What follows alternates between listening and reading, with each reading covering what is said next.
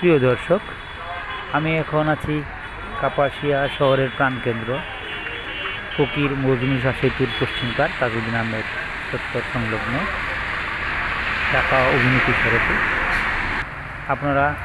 আপনাদের দেখাচ্ছি এই প্রধান সড়কে, এটি কাপাসিয়া উপজেলা চত্বরের খুব নিকটেই। এখানে এরকম জলাবদ্ধতা, একটু বৃষ্টি হলেই এখানে এভাবে পানি জমে থাকে। রাস্তা পারাপার করতে গেলে এখানে এই পানির মধ্যে দিয়ে পথচারীদের রাস্তা পারাপার করতে হয়। এদিকে বাস টার্মিনাল, তার প্রতিটি পরিবহনেরই এখানে কাউন্টার রয়েছে, তাই অসংখ্য যাত্রী প্রতিদিন এখানে অবস্থান করে। তারা এই বৃষ্টির পানির কারণে নানা রকম সমস্যার সম্মুখীন হতে হয়। তাই প্রশাসনের দৃষ্টি আকর্ষণ করব যেন অতি দ্রুত এই পানি নিষ্কাশনের ব্যবস্থা করা হয়।